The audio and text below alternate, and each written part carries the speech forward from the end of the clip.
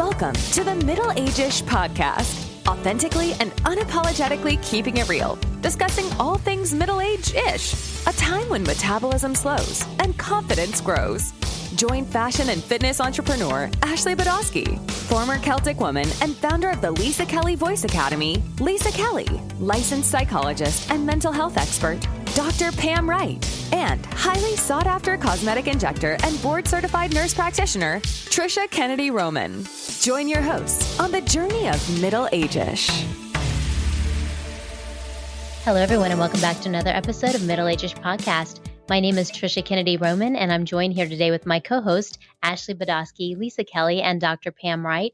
And we are so honored today to have our guest with us, Tom Cronin. He's known as the King of Calm. He specializes in meditation and has 6 books out on meditation now, and has just traveled the world and speaking on meditation, and it's something I think that we can definitely all use in our lives. So welcome to the podcast, Tom. We're so excited to have you. It's great to be here. Thanks for inviting me along today. Yes, we're super excited. And so the one thing I didn't get in my research, but Lisa is married to an Australian, so she was thinking she was picking up an Australian accent. Is that right? That's correct. I'm in Sydney, Australia. Sydney. My husband's from Sydney. Ah, cool. Awesome. Yes, I've been many, many times. I love it. Yeah, it's a great city. I like it a lot as well. I know it's filled with Irish people though, which must be your ancestry too, because Cronin is from Cork in Ireland. That's very true. Actually, my father's from Ballybunion, County Cork. There you go. I knew it. I was like, oh, Cronin, a Tom Cronin in Sydney has to be Irish. I know, it's so funny. It's so funny. People always say that, and you get really frustrated as an Irish person when they go, you must know. But I was actually in Sydney the first time I went to Sydney to visit my husband's family, and we were in Sydney, and I was walking down very close to Bondi, and next of all I heard someone go, Lisa, is that you? It was my cousin from Dublin.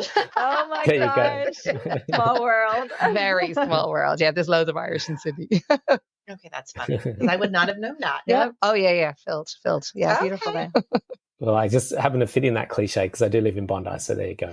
There you go. Oh, That's where there all you the Irish live. It's beautiful though. So your history is pretty interesting because you didn't start out with meditation. It wasn't a calm lifestyle for you in the beginning, was it? No, certainly not. It was kind of chaotic and crazy. Well, certainly in my teenage years and 20s, where I became a broker in finance and was working on a trading room floor. It was actually, I started my career in 1987, which is the same year that Jordan Belfort started his career as a broker as well. So it was the wild, wild west of finance markets, and things were pretty crazy back then. So yeah, that was the sort of first sort of foray into, a world that I didn't really plan on. I was supposed to go to university and do a degree in journalism, but before I knew it, I was on a trading room floor and screaming and yelling and doing lots of crazy things.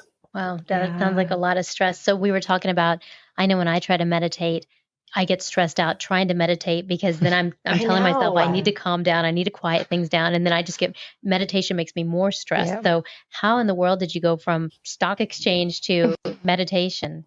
And being so calm. No, thanks. Well, look, it really was a beautiful process, really, that was, if you look backwards, you start to see a sort of almost like a divine intelligence in the way things are working. And the more we see that, the more we have a deeper trust and faith in that process and realize that there's an incredible supportive mechanism called this sort of universal intelligence that's guiding us. And for me, I was going way off orbit in life, lots of drugs, drinking, partying, and that led to a lot of anxiety and depression and insomnia, panic attacks, eventually really a full-blown nervous breakdown at the age of 29. But it was in that time, it was a really dark night of my soul, where I was not being able to go to work. I was having mental health leave. And I came across a particular documentary where this property developer, they were doing a story on his success, a big property developer here in Australia. And they were doing a story on his success. And part of that story was how he used this particular style of meditation called transcendental meditation to help facilitate his success. And he was saying how it really helps him with his mind and helps his body and helps him have greater cognitions and thoughts. And I got really into that. I thought, wow, that sounds really fascinating. So I looked up that style of meditation in the Yellow Pages phone book, which for young kids would be the Google these days. The Google pages. We all remember the Yellow Pages. We do. Yeah. And so, that's when I started my journey into meditation. Now, one thing that's really important, I did a lot of research into meditation, and some of you were talking about how you try to meditate and it's just really difficult. look, there's so many different styles of meditation, and most of them are quite challenging. The mind doesn't want to be still. The mind doesn't want to not think. The mind wants to think. And when the mind thinks, it wants to think about something in the future or the past. So we need a mechanism, a device, or something that's going to help facilitate the quietening of the mind. And that's where the mantra or this primordial vibration that you get given in that particular style of meditation comes in. And the beautiful thing with a mantra is that it's this sound that you repeat inside your head. And the repetition of that, it does all the work for you. You trying to still the mind is just going to be like almost pointless. It's very, very difficult for you to try to still the mind. But if you use a sound that you repeat effortlessly inside your head, then what happens is that sound does all the work for you. And what it's doing is, it's really interesting if you look at the mechanics of this. Your thoughts always gravitate to something outside of you in the future, past, or present. So we'll go to, what Bitcoin's doing, or go to who's going to win the election, or go to who's winning the football game, or go to your kids or your money or your partner or something that's outside of you. And then your mind moves in that direction to a form or phenomenon, to some sort of matter. And then it creates some degree of excitation or stimulation. And that's why the mind does it. So it doesn't naturally go inward to stillness and silence. It's just got no interest in that whatsoever. So that's where the mantra comes in. The sound, this beautiful cognized primordial vibration, has this quality to actually lure the mind inward to the subtle world, away from form, phenomenon, and excitation, into de-excitation. And that's when we start to really quieten the mind down. Not because you're doing that, because the mantra is doing that. That's fascinating. Yeah. That's really cool. Okay, so I have to ask the question. So this, I know this is going to be me being super stupid. All right, so you're talking about this sound. Are we talking is it a sound machine, or what? I mean, seriously, because I have to know. Yeah, sure. I have to know. Okay, so how do you get that sound? Mm-hmm. What is that sound? Because I need it in my life. It's a really good question. Yeah, give me that sound now. I know. Seriously, we absolutely. Hum it, Tom. Hum it. Please tell me where I can find that sound. So the mantra is where we get two words. Man is where we get the word mind, and tra, T-R-A, is a vehicle, like truck. And so mantra is a mind vehicle. And if you think of a vehicle or a truck, it takes something from one place to another place. And so the mantra is a vehicle that takes the mind inward. Now, there's lots of different mantras out there. For example, a mantra that people use in meditation is Om Namah Shivaya. Now, the thing with Om Namah Shivaya is that that's a mantra meditation mantra, which means that you repeat it, usually with mala beads that you repeat over and over again. Om Namah Shivaya, Om Namah Shivaya, Om Namah Shivaya. Now, the purpose of that mantra is to repeat that out loud, usually, and it has a beautiful quality or resonance that is quite soothing for the mind. But these transcending mantras, the ones that we say inside our head that take the mind beyond thinking altogether, that is to transcend, are very different and unique mantras. And they're usually given in a particular ceremony by a teacher, with a qualified teacher that you'd find in your local area. And they would choose that mantra based upon when you were born. So it's a primordial sound or vibration that you repeat very effortlessly inside your head. And the repetition of that sound, it's almost like a baby that's trying to sleep in a cot, and you're just soothing its back with your hand. Very, very gently, just caressing its back. And that repetition of the gentleness of that will slowly soothe the baby into sleep. And that's what the mantra does. It's a very gentle caressing of the mind through the repetition of that sound. And you get that from the teacher based upon when you were born. Wow. Huh. Basically, with my website, you can learn that through an in-person course. We also do have an online version that people can learn how to meditate using that particular program, because it's a real conundrum that we're in the world at the moment with this particular style of meditation, because it's traditionally taught in person. When it's taught in person, there's usually a ceremony around it, and then there's what we call an initiation, and then they give that person their mantra. Now we've got a lot more people inquiring. We've got people on podcasts, we've got social media, we've got YouTube, we've got videos where people can, take on information from anywhere in the world. We didn't have that 15 years ago. Before people looked up the Yellow Pages phone book and found someone in their area, and then they went to that locality. Whereas now we have the global civilization, a global community, and the conundrum we're facing now with this particular style of meditation is, do we stay with the consistent and recurring pattern of the way we've been doing this, or do we open that up and start looking at options and teaching this online and teaching this through Zoom or teaching this in ways that people can access it all around the world. And that's something that a few people are just starting to explore and play around with. Yeah, and I think people are doing that for like every line of work, especially since COVID. And you guys were closed down for so long for COVID as well. I'm sure this was most beneficial for people around that time.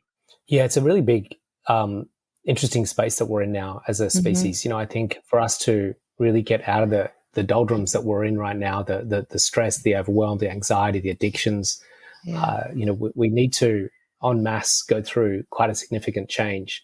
And I think things like social media, the digital revolution, technology is giving that opportunity to us as a species to come together in a more unified, harmonious way and find solutions to our problems, to find a more progressive way to do things better and to let the world have access to some of these things that they never had access to before. And that's why I think we're seeing plant medicine, yoga, meditation, breath work all suddenly emerge from ancient modalities, ancient tribal cultures. And I think there's a reason why it's starting to integrate into the world today. And it's mad though. It's kind of crazy because it's like the two evils, because you're like, it's the reason none of us can unwind or relax, because you're constantly on, because you're constantly, you're accessible at all times. And it's the very thing we need to unplug from, but it's the one thing that we can actually use to help us relax too. It's just finding that balance. Circle. Yeah, it's very, very difficult. Yeah, finding sovereignty in life is going to be really important going forward. It's getting harder and harder for us to overcome the addictive qualities of things like social media and the noise that's out there. And it's a great test for us. If you think of the US Navy SEALs, they're kind of the elite when it comes to things like, the Army, and they go through an incredibly intense test to get to that level. And I think as a species, we're going through our own intense test to up level to the next stage. And this difficult time that we're in right now is like a great challenge and a great test for us. But if we're able to pull this off and to learn sovereignty, to learn what is being taught and what's being offered here, then I really see us up leveling as a species into a whole new paradigm. Well, I do. I think that people, and I say this often, you have to find your peace in the world that we live in now. And I think and again, joking aside, I think the meditation, like finding a way to calm the mind and quiet the mind, like you speak about, is so important, because life is moving at full Mach speed and does cause a ton of stress. And sometimes I think that it's like that, it wants to do that. It wants to create that chaos and that uncertainty. But when you can find a place of peace, you've spoken about it before, that's the place that we need to get to. And again, it doesn't take away things that you have to go through, but when you can find peace and that's how you resolve it, it becomes kind of magical. So, it's something that's not instilled in us in our society. What's instilled in us is that we're reactive, in every Netflix drama and book that we read and music song that we listen to. It's all about, you made me feel this way. Either you made me feel good or you made me feel bad. We listen to Mariah Carey songs and Michael Bolton songs for those in middle AGEish. That oh my gosh, I loved them in the 80s. I had the cassette I could never tapes. live without you. That yes, sort of stuff. I had the cassette tapes. I loved them. And so this gets deeply embedded into our psyche, that this is how we live our life. It's that good things make me feel good and bad things make me feel bad. But it's not the way we necessarily have to live our life. And what I'm really all about is helping people learn sovereignty, and that we can sustain a particular state regardless of the circumstances of life. We can actually get into, but it's not easy, of course. It takes work, and it's a daily process every day of looking at maintaining and managing and owning your state, so that, interestingly, two things happen. One is that we're not discombobulated and thrown around by the circumstances of life, which are very uncertain and constantly changing, but also by owning our state and sustaining a higher frequency, a higher vibrational state, an emotional state that is one of equanimity in love and compassion and kindness and care, and not in angst and worry and overwhelm and depression or anger. Then what happens is, based upon the law of attraction and magnetism and the quantum field, what's interesting is that we start to attract in better situations and circumstances in life, which of course helps facilitate us owning our state more. And it's a really interesting dynamic. And a lot of people don't realize that it's the state that they're in that more often than not determines what they're attracting, which of course causes them to stay in their state. And so we've got to break out of that cycle, and we've got to be sovereign in our state, and using practices and modalities on a daily basis to do that's really critical. So for me, excuse me, I just got back from a Greece retreat and I've got a bit of a tickle in my throat. Okay. No worries. Yeah. But, for me, my daily routine is very much about establishing my day built on the foundation of the state that I'm in. And I use particular things to help that. So it would be some stretching or yoga in the morning, some breath work, some meditation, some journaling, obviously eating really nourishing, healthy food, drinking lots of water and hydrating. And all of these things are a particular proactive process that I'm in to make sure that whatever happens throughout the rest of the day, I've built my foundation of the house of what my day is going to be. And that, sure, things will test and challenge me. There's circumstances that will pop up that might not meet your expectation, but you've got greater capacity to move through that because of the work you've done to start your day. And then, of course, closing your day as well is really important as well. Mm-hmm. So I'm a psychologist, and I have a lot of people that we ask to do like journaling, mindfulness, things like that. And the two issues are, one, I don't have enough time, which I I hear was a just lot. going to ask, Yes, I don't have okay, enough talk time. about time. Yeah. And second of all, is just, oh, that didn't work for me, meaning I tried it maybe once or twice. So if someone is starting brand new, what kind of feedback or advice do you give them? One, for like just giving it a try that's a really good try, and like how do they actually start the process? Yeah, it's such a good question. Firstly, we look at time, because that's one of the ones you touched on. We all have 24 hours in a day, and every hour has 3 portions of 20 minutes, which means there's 72 20-minute portions of pie every day that you're allocating to one thing and one thing alone. Every single person on the planet is allocating 72 20-minute portions of pie in their day to finding fulfillment. That is the driving motivation behind all action, whether we're cleaning the bathroom floor, going to work, putting bottle tops on bottles, or going to do the grocery shopping, going to the movies, going to the gym, going to a sauna. All of that is the quest to find fulfillment. So I always say to my students that sort of, oh, I don't know if I've got the time for this. It's okay, how's your quest and your time allocation to finding fulfillment working out for you? And if it's working out for you and you're fist pumping, hell yeah, fulfilled in your life, then keep doing what you're doing. And if you're not, then start looking at what your time allocation with your day is, and maybe reassessing your core values. And what we need to do is reassess what core values are. And so for most of us, what we have is what's called outcome-oriented fulfillment. And that's not your fault, because that's what society conditioned and coded you to think. That if you get something, if you acquire something, if you have some activity, then you'll be more fulfilled. And that's what we call outcome-oriented fulfillment. Now, the problem with outcome-oriented fulfillment is that it's so fleeting if it does manage to meet our expectation or exceed our expectation, or it might not even arrive. If I can meet someone, then I might be happy, but I just don't seem to meet anyone. Or if I can get a good job, I might be happy. If I can have the weather turn out for my picnic, then I'll be happy. If I can get a new dress, I'll be happy. Now, the problem with that is that it's very fleeting, it's unstable, it's inconsistent, which means that we have to keep either acquiring new things or we have to keep having more experiences to try and get more fulfilled, which is an insatiable thirst that we have that we just will never satiate. Now, what we want is self-referred fulfillment. And self-referred fulfillment comes from an arising from within. And there's a beautiful saying, no one needs to suffer in life because there's an ocean of bliss within everyone. And that's from Maharishi Mahesh Yogi, that was one of the great leaders of our time to bring this meditation out to the world. Now, there's lots of practices that I do, but the key practice that I have is this deep transcending meditation, because it leads me to the ocean of bliss that's within me. We all have fulfillment as our own inner right, but it's not in the thinking mind and it's not in the emotional body. It's something deeper than that. And we must start to connect to that part of ourselves that is completely full and that is completely satiated, and that's being itself. And it sounds very spiritual and esoteric, but until we start to experience that part of ourselves, we're always going to be falling short of what the human experience is. We're not just physical, mental, and emotional. We're physical, mental, emotional, and spiritual. And until we get that fourth component, we're always going to have 1/4 of the segment of our whole existence completely ignored, and that's going to leave us deeply unfulfilled. So I would suggest that we look at our time in our day and look at what are we doing to sustain our own inner state of fulfillment. And then I would highly recommend looking up a particular style of meditation that's beyond mindfulness. Mindfulness is important and it's good, but we need something that takes us beyond the thinking mind and into consciousness itself. Until we do that, we're always falling short of what the human experience will be.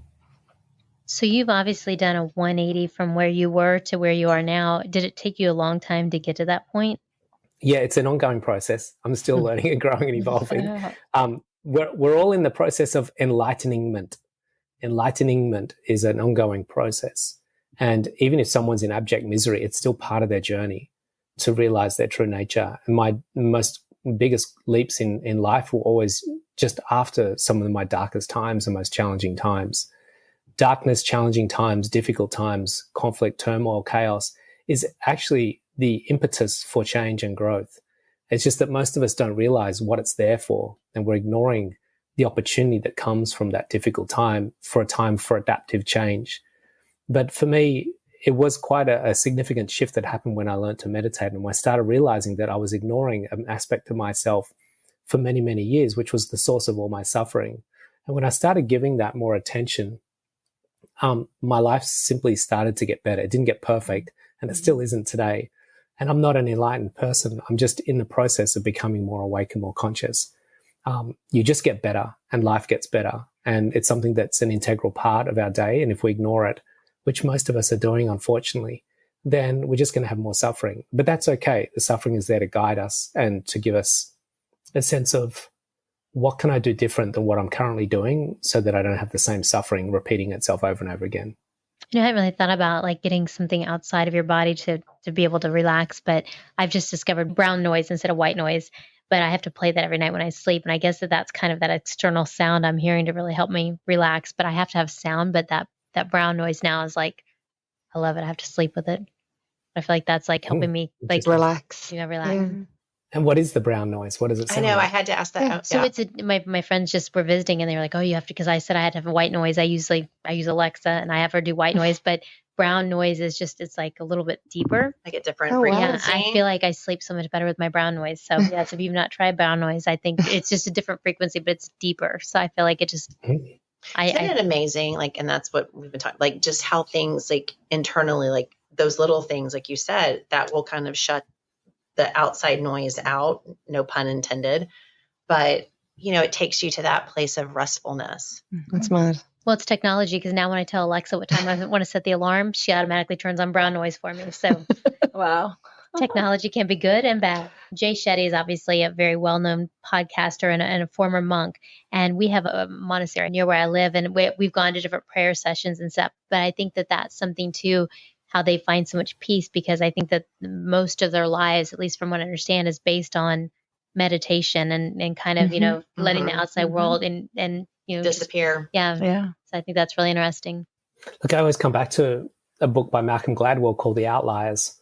I don't know if anyone's read it, but it's a book that identified that there were certain outliers in our society, people that stood out, that were different from the rest. And what he found was that there was a principle called the 10,000 hour principle, that the outliers were usually someone that was exceptionally good because they allocated a proportionally larger amount of time doing something than other people. So Yo-Yo Ma on a cello, or Tiger Woods hitting a golf ball, or Donald Bradman in cricket hitting cricket balls. So people that had these exceptional qualities were usually someone that had allocated more time than other people to that particular thing. So if we look at an enlightened person, someone that sustains a deep inner peace, the same principles apply to them, that they've simply spent more time to sustain and attain that inner peace than someone that spent more time shopping and scrolling through TikTok and Instagram feeds. And so we've become, as a society, because of our time allocation and our 10,000 hour principle, we've become really good at shopping. We've become really good at gambling. We've become really good at watching sport. We've become really good at scrolling through feeds. But have we become really good at attaining inner peace? Simply, it's a time allocation. And those people that allocate a little bit more time to that particular thing. And that's the only difference between my life now and my life pre. I call it BM, before meditation, and AM, after meditation. Before I found meditation, my life was chaos. And the only difference was a shift in the allocation of my time and what I did with my time. And that's the only thing that's changed. And I just did a few things slightly differently. Instead of being out in a nightclub doing lines of cocaine till 4 a.m, I'd go to bed earlier and meditate in the morning. So those activities are the things that change my life. And if our life isn't where we want it to be, look at the time allocation, look at what we're doing with our time, and start thinking about what can I do differently than what I'm currently doing, because this suffering and this discomfort that I'm experiencing is a catalyst. It's a communication. It's an intelligent design that is supporting you. It's like a maternal guiding support system that loves you dearly, and it's trying to give you an impetus, a cue to do things differently so that you can have a better life and live a more fulfilling existence. We're actually here for joy and love. Yep. Yeah. So when you look at like, cell phones and social media and things like that, and there's a lot of research in psychology about those things lead to like greater depression and more depression and things like that. What do you recommend that people, is there like a number, like, okay, you should only be on social media or your phone for a certain amount of time a day? Like, do you ever quantify that? Yeah, look, it's difficult because my phone is my business. So most of my business comes through inquiry, particularly through Instagram and Facebook. So there is definitely a need for me personally, because it's almost like my office. I need to go into my office regularly and attend to the inquiry there. However, I think one of the most detrimental things we have in our world right now for our mental states and our emotional state is Reels and TikTok. I think the endorphin and addiction component of that is really having such a detrimental effect on the youth of our world. I think there's that, and obviously pain medication is another big problem that we have in our world. And what's happening is that we aren't allowing ourselves, and it's different for some people in abject pain, and they need the support for that. I totally get that and respect that. Pain is something that is a catalyst, and it's different if it's physical pain, of course, but generally pain and suffering is a cue for change. It's a cue to make things different. And what we're having in the world is a lot of depression, but a lot of people really addressing that in a healthy way. And we're not really looking at the underlying causes of that. A lot of people are medicating or self-medicating without really assessing what are the things you're doing in your life that could potentially be leading to that depression. And what can you do differently that can help alleviate that ongoing imbalance on an emotional and mental level. And I think really having some strict guidelines around the use of our phone and what we do with our phone is going to be really, really important going forward. And the challenge is that these devices and these apps, and there's a lot of talk around this now, are designed for addiction. And unfortunately for the youth of the world, particularly teenagers, they just haven't got the sovereignty yet. They don't have the maturity, the mental capacity. The brain hasn't even finished developing. The brain doesn't finish developing until the age of 24, 25. And so these youth are given these devices that are so deeply addictive that it's wreaking havoc in their mental, emotional states now. Yeah, I'm seeing more and more people that are, mid-30s, young 30s, mid-30s, who parents are coming in and saying they're addicted to these games, or talking to people on, the computer, and just how it's hard to get them, off from that to go work or do a career or things like that. It's just really different from what we grew up with. Yes, false reality. Yeah, and I think that's the driving force of all of that, is to create that false reality, and then you get sucked into it. But it really is addiction. I agree. It's complete addiction. Well, I love what you say about time allocation, because I think I have a very busy life, and I always feel too busy for, self-care, too busy for exercise, too busy for so many things. But I'm sure if I looked at how much time I've spent scrolling through Instagram, scrolling through Facebook, I could probably allocate some time to meditation. And so I think that's just really considering your time allocation, I think, is really important.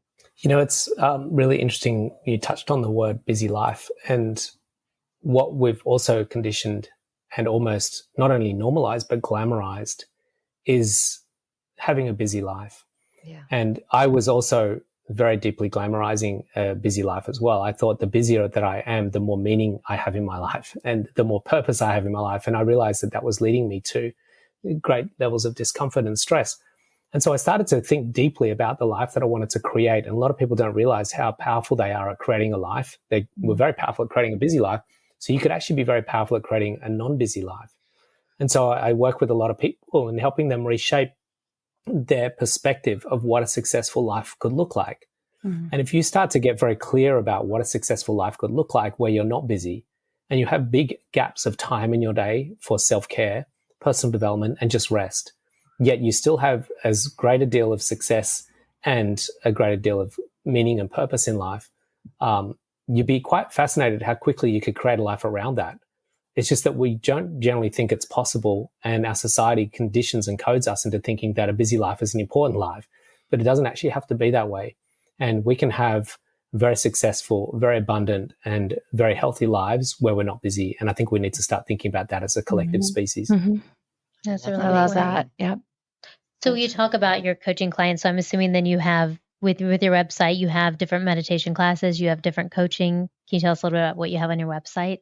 Yeah, it's a bit of a mixed bag. So I do a number of different things. I work with people from sort of ground zero where they're just stressed and overwhelmed and they're just struggling with life. And that's where I teach them to meditate and I help them get themselves back on track and back into orbit. And as people start to go through that with me in their meditation journey, then the next progression is for them to come on my retreats and do more advanced programs and processes on retreats. We just had one in Greece a couple of weeks ago. And I do those retreats in Australia and in nice places around the world. Where do we sign up? Yeah. The next one's in Bali, which you'll love. So you'll have to try Wow. We can do Bali. Yes. Okay, if we have to. Okay. Yeah, I'll twist your arm on that one. Yeah, exactly. So the retreats are a really beautiful and powerful process, a really big resetting and realigning and up-leveling. And then from there, what I tend to find is a lot of people are looking to start following in my footsteps and doing the things that I do. So I have a teacher training program teaching people how to become meditation teachers. And I also have a coaching program for people wanting to set up businesses or find more purpose and passion in their life and start to live, lives that they feel more congruent with, which would be, people going into teaching and coaching and breath workers, yoga teachers, meditation teachers who want to set up a business. So I have a coaching program around that, helping them make that transition and grow their businesses as healers and coaches and speakers and authors and breath workers, etc. Amazing. I love that. How often do you do retreats? Do you do those very frequently? Last year I did 3. This year I did 2. Next year will be 2 again. One in April in Australia and then one in September in Bali. Oh, wow. We could do both. Yes. I mean, if we have to. Yeah. I probably need both. For sure. Yeah. It's in Maybe set up industrial the strength long-term plan. unspecified. Yeah. Although April in Sydney might be a bit cold for us. Yeah, it's getting fresh, that's for sure. Yeah. It's cold there. The reason why I do it in April because if I did it during peak summer, it's very difficult to inspire and convince people to spend a lot of their time in their day meditating in yoga in a room when the beach is just around the corner. Oh yeah, this is true. This is true. Yeah. Can we just go surf? Yep. Yeah, So that's right. Yeah, you mean I have to do more meditation? Yeah. How long are your retreats? Yeah, so we do a 4-day retreat, which is the one in Australia. It's called Alchemy, and it's a very intense sort of 4-day process where we're a bigger number of people in a big conference room, and we take them through that sort of very powerful, intimate, and 4-day cocoon experience. And then the longer retreat, which is the one we do either in Greece or Bali or Hawaii. The next ones are going to be in Bali, though. And that's a sort of more luxurious, spaced out retreat. It's a 6 or 7-day retreat where you get massages and you go and have the jacuzzi and the sauna and sit by the pool, and you've got your own private villa looking down the mountains, and it's really more of a sort of spacious retreat. I know. I'm already ready. Yeah, we're ready. Okay. That sounds awesome. Well, I definitely think that something I need to do is really time allocation and just kind of taking that time to have that peace. And I have definitely been inspired by what you've said. It's amazing how you've switched from going from such a busy and chaotic lifestyle to I feel calm just listening to you talk. So. I know. Sure. Like, I feel like my blood pressure is like just nice and even. But I think just the way that you described it, like Trisha was saying, that the time allocation, like that's going to be a sticking point for me in the sense that I'm going to really like just use that and think about it. Cause you're right. Like we have like these busy lives or whatever. But when we actually look at how we allocate our time during the day, I think it's startling. I mean, I always get little nuggets when we step away from the podcast, but this is one thing. And we talked about it before you came on that we were super excited because all of us have talked about needing to calm the inner. Yeah. And how do we do that? We don't know. I mean, that's not our forte, but just even like the little nuggets that you have said, I mean, I think that that's such a great start. I know for me personally, because that's my biggest thing. I have to calm my mind. Like I have to make it stop working.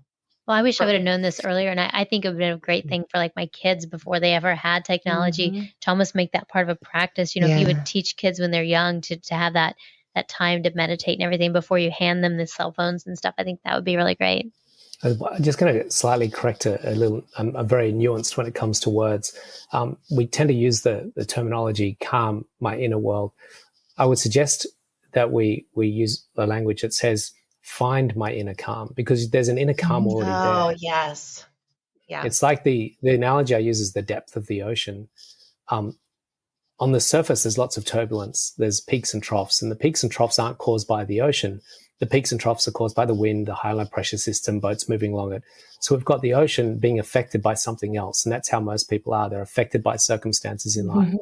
But if we go from the surface of the ocean to the very depths of the ocean, there's always a calmness there. So the calmness is inside you. We just have to find it. Yeah. And that's where the mantra comes in. It connects you to that part of you that's unflappable. There's a part of you that's unruffable. There's a part of you that exists, which is consciousness itself, that is observant of the world, but not torn and thrown around and affected and discombobulated by the world. And we just need to stabilize and operate from that place more and more. That's so true. Yeah. This has been something that's been, I feel like, very meaningful for me. And I think that it's really great for everyone to really have that time to find their inner calm, like you said. And so we'll definitely include your website. I think it's great. And we really appreciate your time today. Thank you so much. I feel calmer just talking to you. It's been great. Well, hopefully we see you in Bali. That'd be amazing. And yes. I'm going to definitely look that up. That's awesome. Thank you so much. Yes, thank you, Tom. It's been great talking with you. Such a pleasure. Have a good night. I need to meditate. It's morning there. Yeah. It's only was it me or did I have birds chirping? Yeah, it's outside. It's morning. Because they're literally 24 hours ahead of us. It's 12. Meditate. It's 8 a.m. there. Just after 22. Yeah, because I was like, am I hearing birds chirping or am I starting you could hear? I heard a bin thing? truck. I heard a trash. Yes. Outside. I thought okay, is he like trying to put in really some early. meditation mojo or what? Early. Yeah. So early. He was so interesting though. Oh my gosh. I need to meditate. It makes me think about, so there's a thing I do so I learned this at Georgia State when I was doing my residency. So you talk to like college students, but really with anybody. And you say, okay, we're going to make a list of like how many hours a day do you spend doing these things? So it's like sleeping, eating, studying, going to the gym, everything. So you think about everything that you do and you make them add up their totals and they're always missing like 24 hours. And so you're like, where is that day? Like you're missing an entire day of what you think that you're doing. Does that make sense? So if work is 8 hours and driving is 2 hours, it's 10 hours, and then sleeping is 8 hours. But it's like they always come up with these things, but they're always missing time. So they feel like they're so busy. Yeah. But in reality, there's extra time there. It's just like, where does that time go? And it probably is, like he said, scrolling, looking at reels. I spent hours on my phone. Watching TV, doing things that down don't matter. The real rabbit hole. But it's interesting. Like, I really would like to start my day off meditating. It sets your purpose. It does. Because who did we talk about that talked about setting the purpose?